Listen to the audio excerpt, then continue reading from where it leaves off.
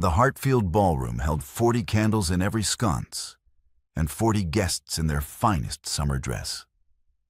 And Eleanora Vane, born Hale, married 2 years and acknowledged by no one, stood at the refreshment table with a glass she had not touched and a smile she had worn so long it had become structural.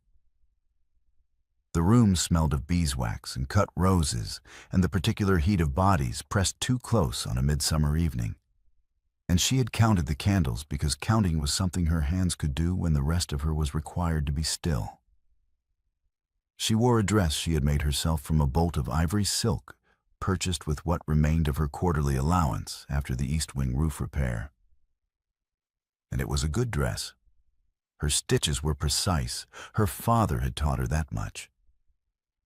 But it was not a London dress, and the women near the window knew it.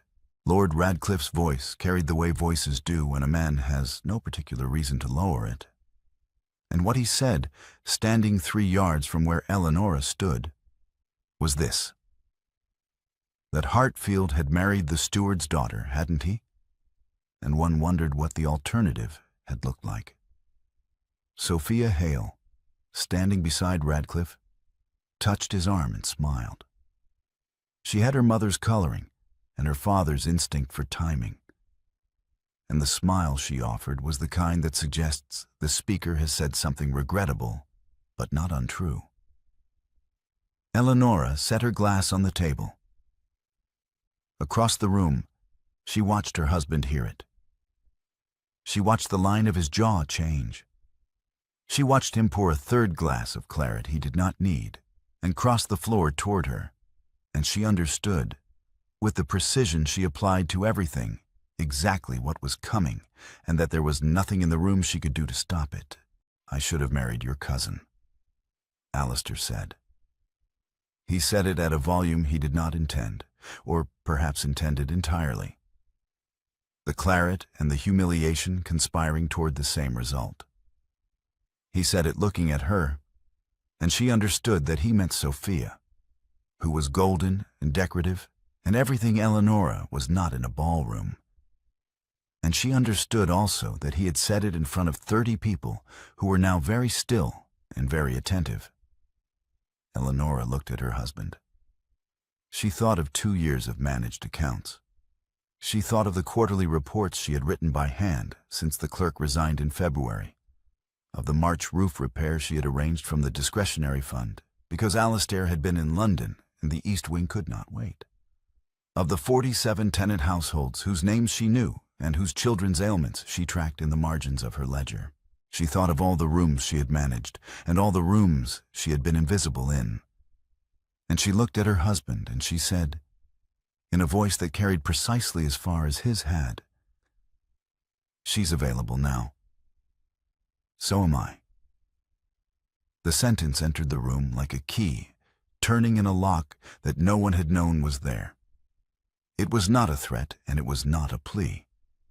It was an offer, perfectly shaped, that placed before Alistair Vane, Marquess of Hartfield, exactly the freedom his cruelty had pretended to want.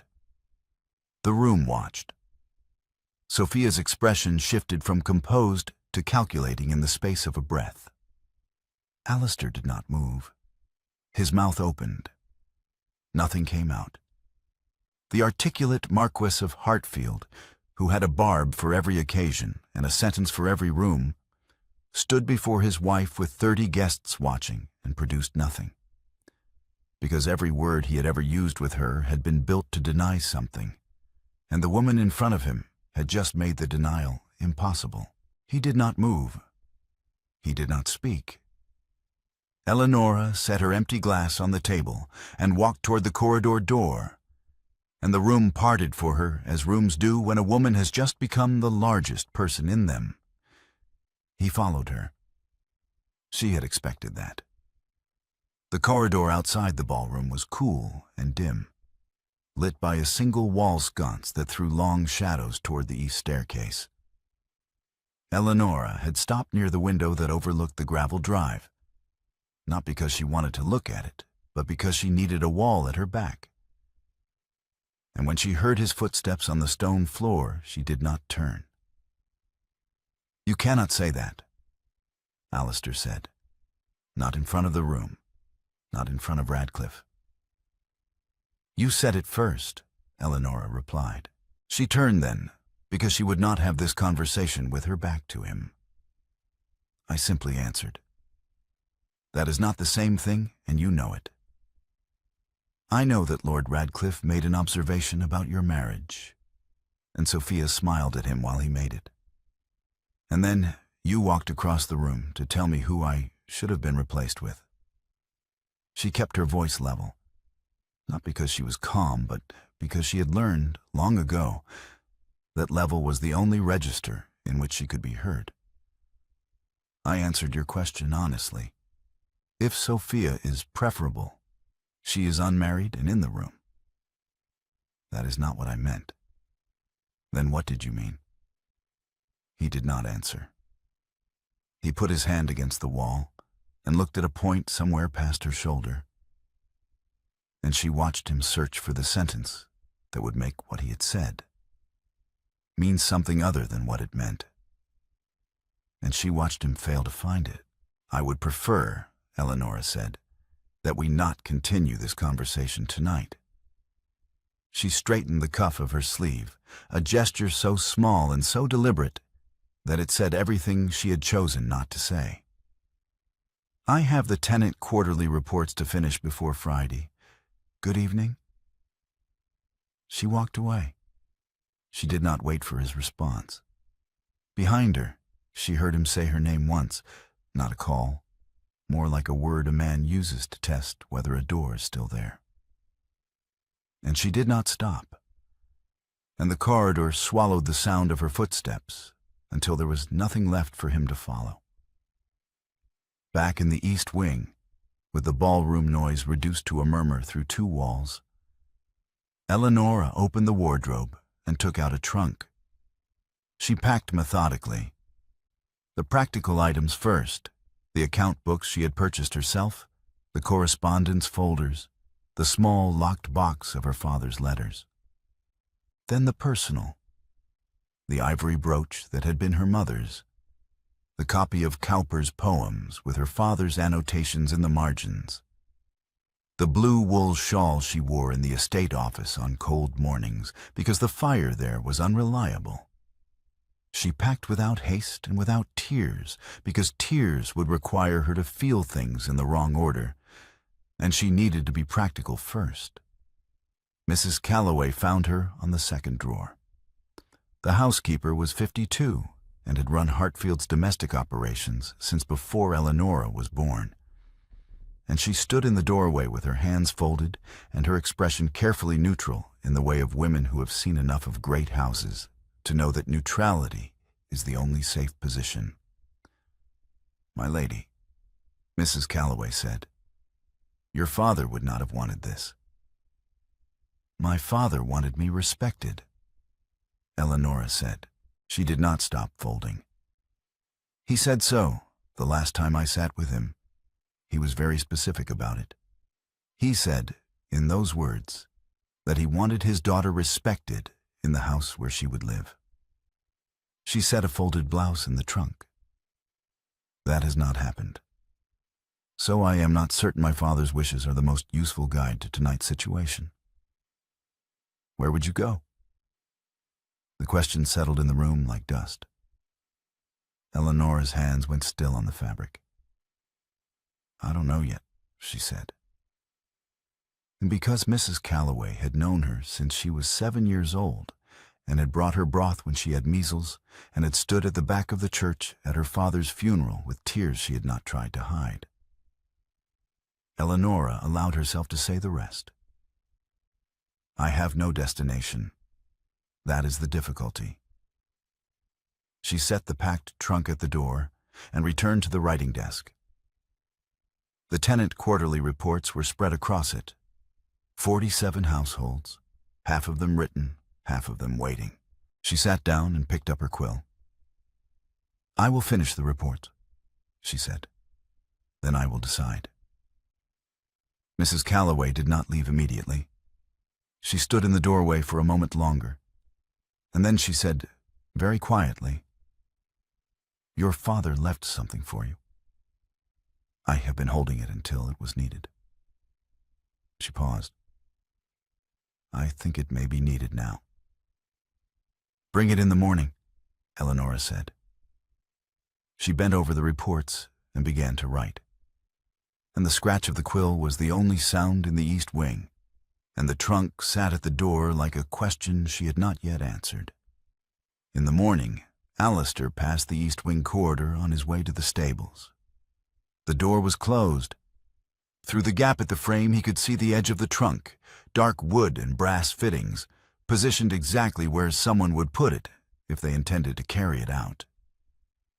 He stood in the corridor for a moment with his riding gloves in his hand. He did not knock. Mrs. Calloway brought the box before breakfast. It was small. Rosewood with a brass lock and a key on a piece of ribbon.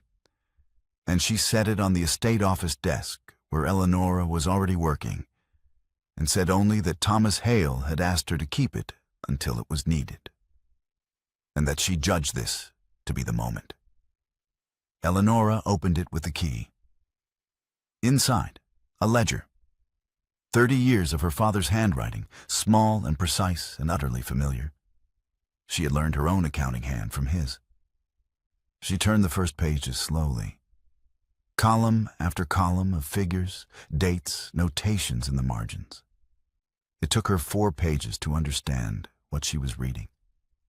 And when she understood it, she set the ledger flat on the desk and placed both hands on either side of it and looked at the numbers without moving. £12,000.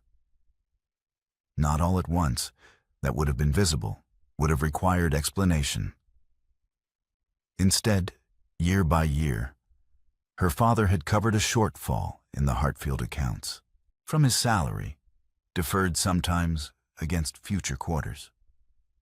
From personal reserves she had not known he possessed. From the careful management of every penny he earned in 30 years of service, to a family whose patriarch had been gambling the estate into ruin while her father kept the books balanced and the tenants housed and the roof, what roof there was, over everyone's heads. £12,000, 30 years. And he had never told her the number. She sat with the ledger until the breakfast hour passed, and the candles she had lit against the early morning gray burned low and guttered. She did not eat. She did not send for Alistair. She turned pages and read her father's handwriting, the neat annotations, the occasional note in the margin. Once, in the 3rd year of the record, a single line that read, "The estate will hold if the accounts hold. I will hold the accounts." She read it 3 times, the morning after.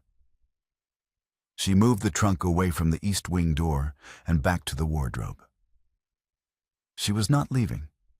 Not yet. There was too much she did not yet know what to do with. That same morning, in the estate office, she was reaching for the filing cabinet drawer when another hand reached for the same drawer, pull at the same moment. She withdrew her fingers.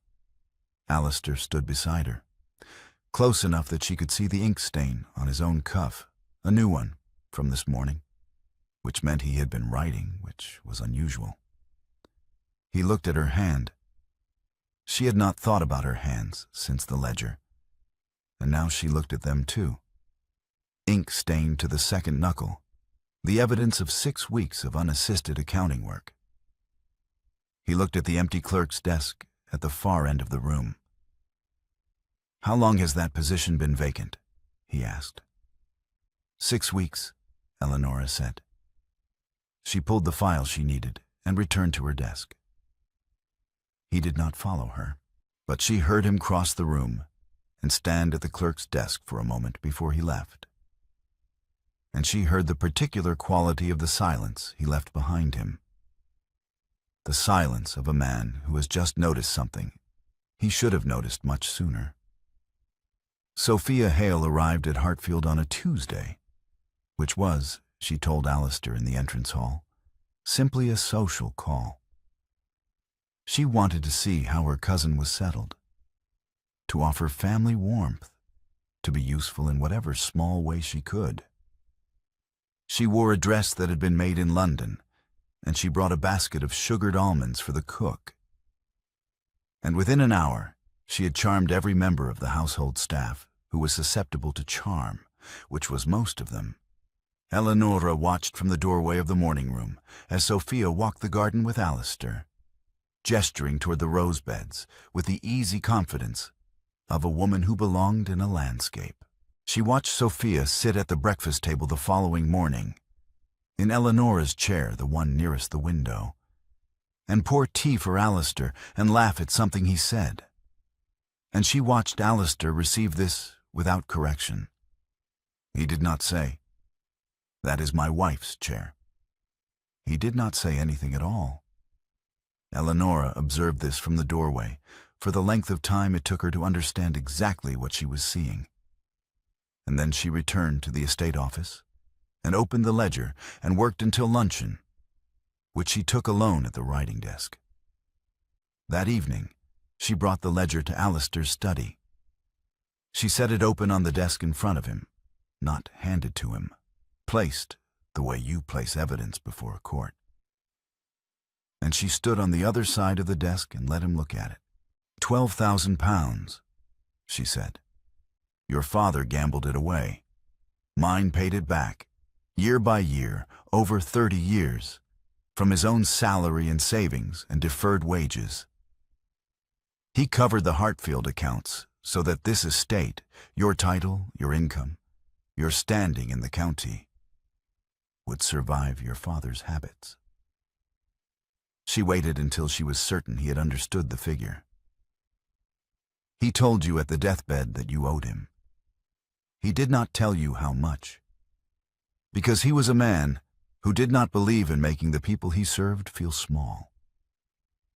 But I have the ledger now, and I am telling you the number. Alistair was looking at the pages. His expression had changed in a way she had not seen before, not the controlled contempt she had grown accustomed to, but something older and less defended. I did not know the amount, he said. No, you did not ask, because asking would have made the debt too large for your pride to carry. She kept her voice even, the voice she used for estate accounts and tenant disputes, and every situation that required her to be precise rather than heard. You preferred to believe you were doing a kindness, marrying the steward's daughter out of obligation. It is a more comfortable story than the truth, which is that your family owes mine everything it still has, and that you have spent 2 years treating me as though I arrived here as a charity case rather than as the creditor's daughter. She closed the ledger, not sharply, but with finality. I am not asking you for an apology tonight.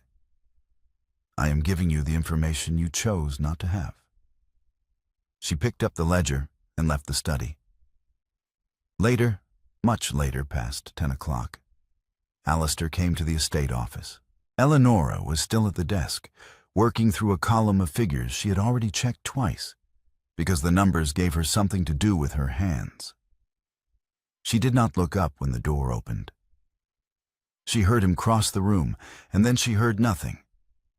And after a moment she realized he had not sat across from her, but rather closed the door, quietly, firmly, so that the servants passing in the corridor could not see in.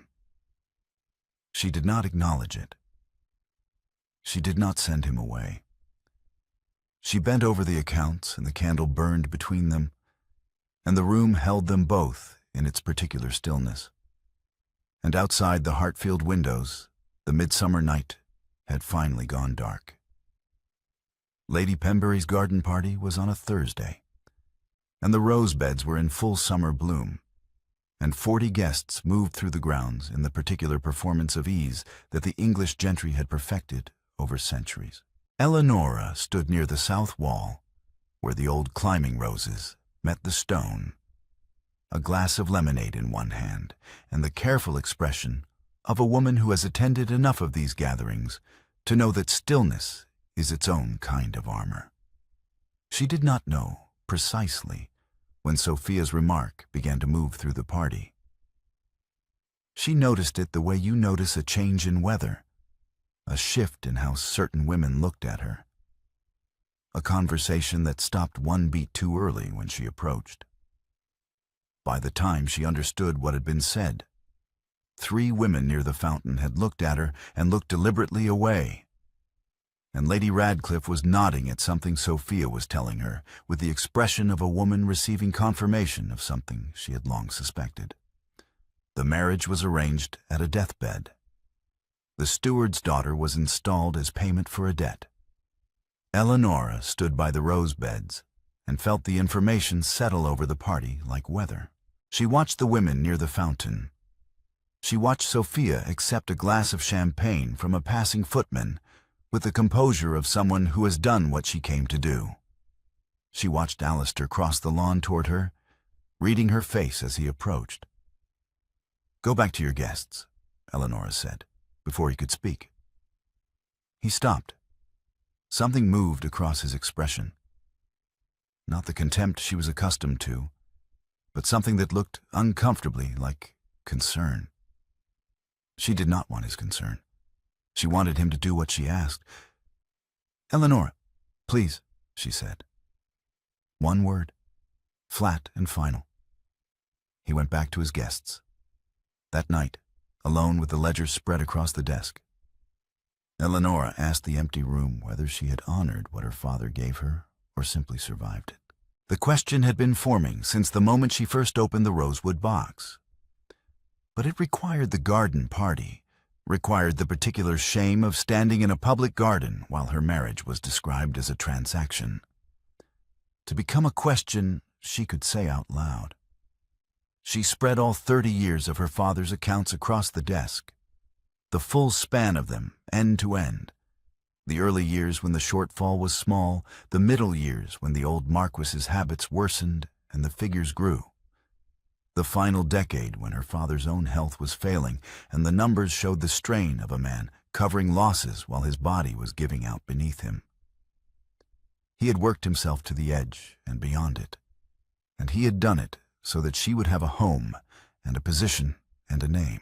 She sat with those pages until past midnight, and she asked herself whether she had been worthy of the cost, and she did not have an answer that satisfied her. And she stayed until the candle burned down to a stub, because leaving the room felt like abandoning the question. The following afternoon, at the garden boundary wall, Eleonora stood with her hands flat on the stone and her face toward the fields and her thoughts in no particular order.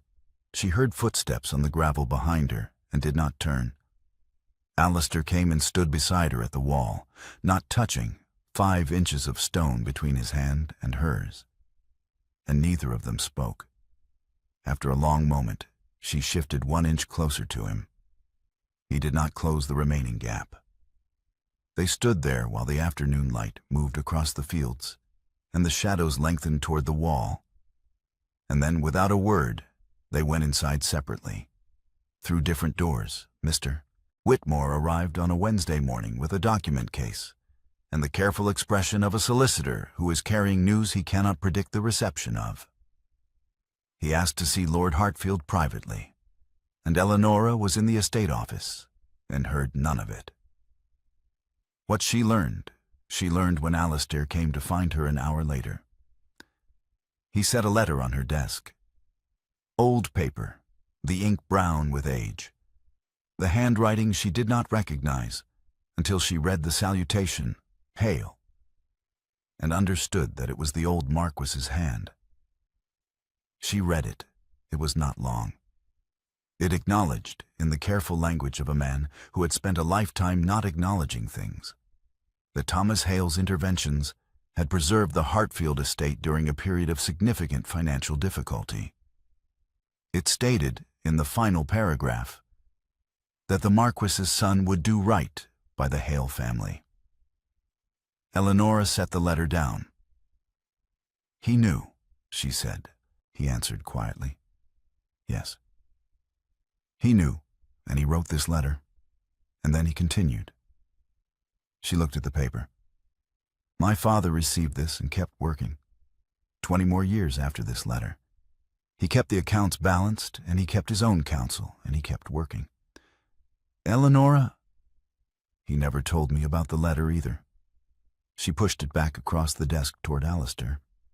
Not angrily, but with the precision of a woman returning something that does not belong to her. He was a man who believed in letting people find their own way to what was right. He waited 30 years for your father to find it. He ran out of time. Alistair took the letter. He stood at her desk for a moment, and she watched him work through something. Not the barbed precision she was accustomed to, but something slower and less controlled. The expression of a man whose categories have been disrupted and who has not yet found new ones. He left without speaking. She returned to the accounts. The following week, Sophia called at Hartfield and asked to see Alistair privately. Eleonora was in the garden and did not know what was said until that evening, when Alistair came to the estate office with a particular set to his jaw and told her, "She presented me with an argument for annulment," he said. Eleonora set down her quill. "She said the marriage was arranged under duress," Alistair continued, "at a deathbed, that you had no real choice and I had no real freedom, and that the courts would understand. She made it sound reasonable." "And what did you say?" He was quiet for a moment. Then, "I asked her whether you had been installed here, or whether you were the only person who had made this estate function." Eleonora looked at him. "She didn't answer," he said. "No, she wouldn't." The silence between them had a different quality than their usual silences, less armored, more uncertain. Sophia had left, and the annulment proposal sat in the room between them like something that had been named and could not be unnamed. That night, Eleonora was in the estate office with one candle and the ledger open before her when Alistair came in and sat down. Not at the window, not in the doorway, but in the chair directly across the desk. The chair where clerks sat. The chair no one had voluntarily occupied in 6 weeks. He sat in it, and he looked at her across the candlelight, and she looked back. "You are not going to let her take this from you," he said. "Why not?" Eleonora asked. He opened his mouth. He closed it. He looked at the desk between them, the ledger, the accounts, the ink-stained edges of the quarterly reports, and he began a sentence and abandoned it, and began another and lost that one too. And she watched the articulate Marquess of Hartfield sit in the estate office chair and discover that the language he had built his life around had no words for what he was trying to say. She extended her hand across the desk, palm up. "Open." He looked at it for a moment. Then he reached across and took it, her ink-stained fingers in his, the ledger between them. 30 seconds. She felt the warmth of his hand and the particular weight of a man who is holding something carefully because he is afraid of what happens if he does not. Then she withdrew. She returned her hand to the ledger. She left the candle burning between them, and he did not move for a long time, and neither did she. Lord Radcliffe called at Hartfield on a Friday afternoon and asked to see Alistair alone. He brought a document case and the expression of a man who was performing a restitution. He had, he said, made certain inquiries. He laid the documents on the study table. Creditor records, correspondence, a summary prepared by a London inquiry agent. Sophia Hale carried £3,000 in London debts. Dressmakers, a jeweler, a moneylender on Chancery Lane whose rates were not the kind one discussed in company. Every visit she made here, Radcliffe said. Every whisper before the midsummer ball, including the one I repeated for which I owe you an apology. All of it traces back to the same point. She needed your money. She was using your marriage as a problem to be solved in her favor. Alistair read the documents twice. He read the creditor names and the specific amounts and the dates, which showed that Sophia's campaign had begun 6 months before the midsummer ball, long before Radcliffe's comment, which she had engineered precisely. "I need you to attend the harvest assembly," Alistair said, "and to bring this documentation." Radcliffe agreed without hesitation.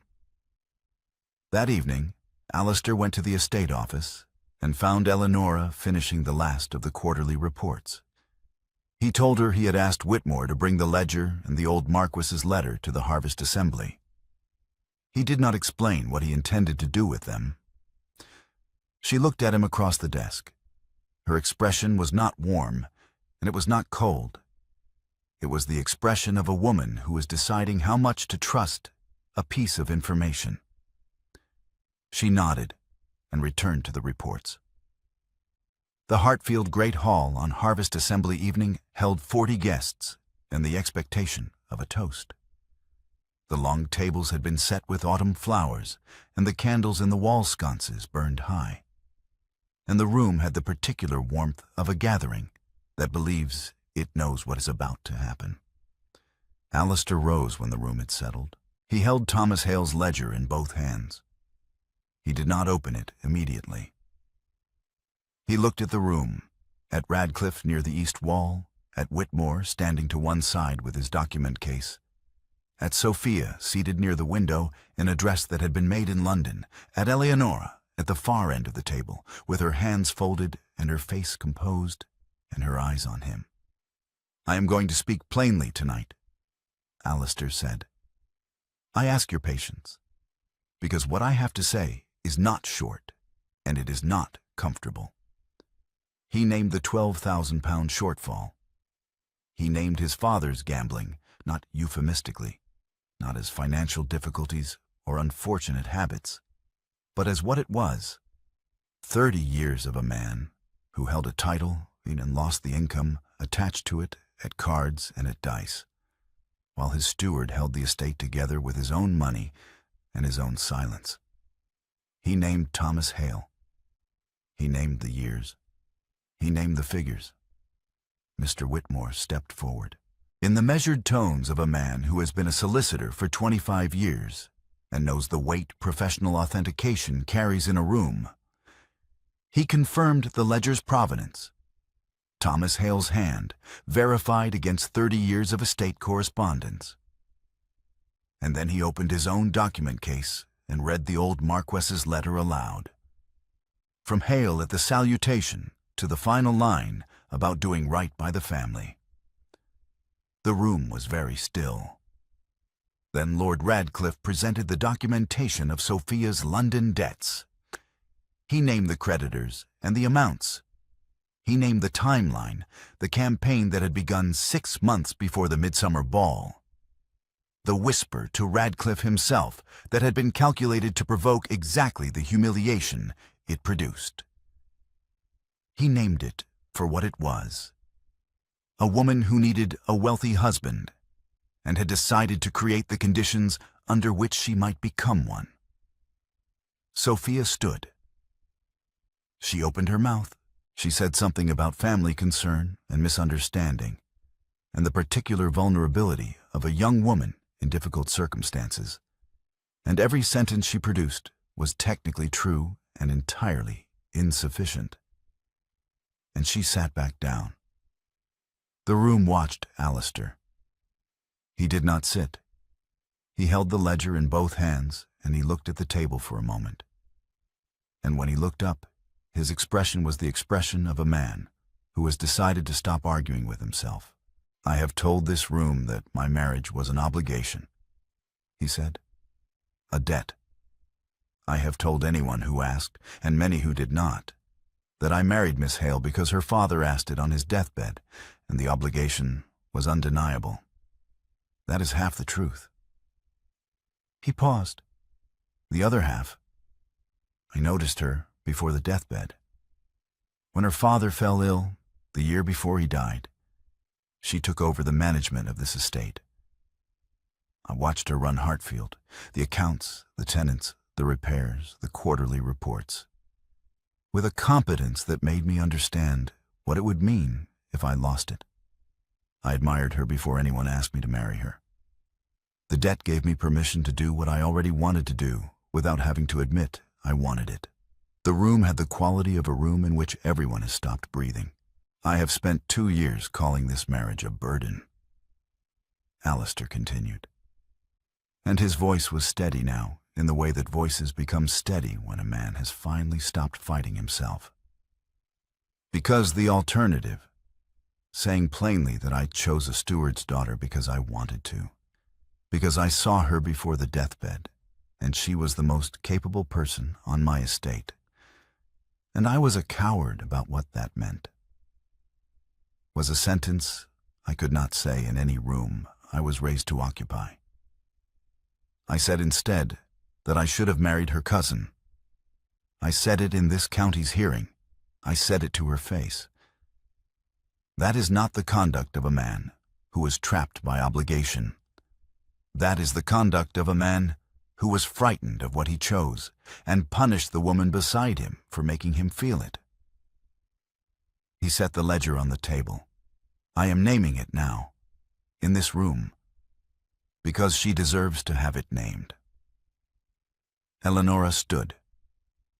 The room turned to her. She was not flushed, and she was not trembling.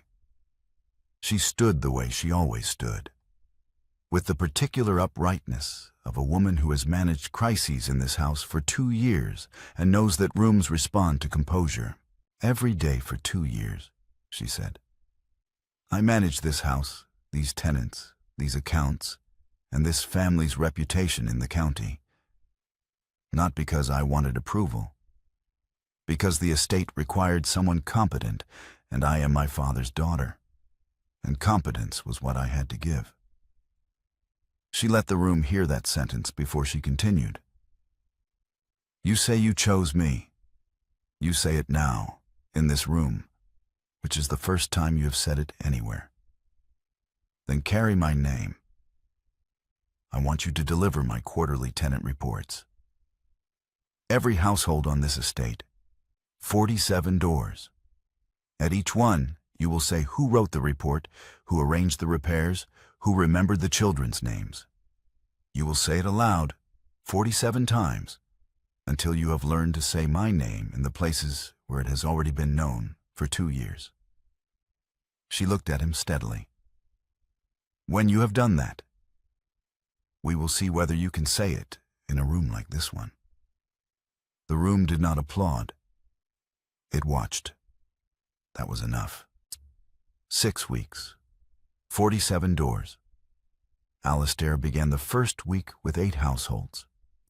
He rode out on a Tuesday morning with the quarterly reports in his saddlebag and a particular kind of discomfort that had no elegant name, and he delivered the first report to Mrs. Gregson at the North Farm and said what Eleonora had told him to say. Who had written the report? Who had arranged the March roof repair? Who had authorized it from the discretionary fund?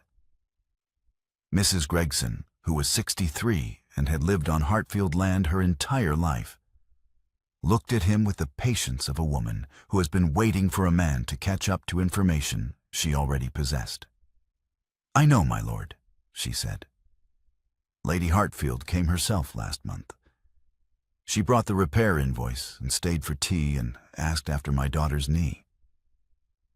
He stood on the doorstep holding the quarterly report in both hands. He had ridden out to deliver information that the recipient already knew. The tenants had not been waiting for him to tell them Eleonora's name. They had known it for 2 years. The only person on the Heartfield estate who had not been saying it was the man who held the title. He rode to the next farm. In week 3, he reached the Alderton holding. The report he carried included a section in Eleonora's handwriting that the previous reports had not. A note about the eldest daughter, who had been feverish since the previous Tuesday. Sent broth and willow bark. Will check on Friday. He read the note on the doorstep after delivering the report and rode back to Hartfield without stopping at the remaining farms on his list. He found Eleonora in the estate office. "The Alderton girl," he said. "The fever. You sent willow bark." "On Tuesday," Eleonora said, without looking up from her work. "I did not know." "You did not ask." He set the report on her desk, not across from her, but beside her, where she could see it. "I am asking now. What else have I not asked?" She looked up then. She looked at him for a long moment, and he held that look without flinching, which was something he had not always been able to do. "Sit down," she said. "I will show you the correspondence file." He sat. She opened the file and walked him through 3 months of tenant communications. The illness records, the repair requests, the small interventions that did not appear in the formal accounts, but that constituted the actual management of 47 households. He read her handwriting for an hour. He asked questions, and she answered them. And it was the most direct conversation they had conducted in 2 years. And at the end of it, he understood that what she had built in this estate office was not merely competent. It was the kind of work that a person does when they have decided to belong somewhere, regardless of whether belonging has been offered to them. He returned to the deliveries. At the end of week 6, he came back from the final door and walked directly to the estate office. Eleonora was at the desk. She looked up when he came in. "All 47, he said, and they all knew, every one of them. He remained standing in the doorway for a moment, because sitting down felt presumptuous, and he had learned, over 6 weeks of doorsteps, a little about presumption. They knew your name and your handwriting and what you sent when the children were ill. They have known for 2 years. The only person on this estate who did not say your name was me." Eleonora set down her quill. "That is not an apology," she said. "That is an observation. It is a beginning." He crossed the room and stood at the edge of her desk. "May I sit?" She gestured to the chair beside her desk, not the clerk's chair across from it, but the second chair, the one that had not been there 6 weeks ago, the one that had appeared in the estate office sometime in the 3rd week of deliveries without either of them remarking on it. He sat. What had happened after the assembly, when the room had emptied and the candles had burned lower and the guests had found their wraps and their carriages, was this: Eleonora had walked to the estate office threshold, and he had followed, and she had turned and placed both hands flat against his chest, pressing the way you press a wall to test whether it will hold, and held them there for 5 seconds.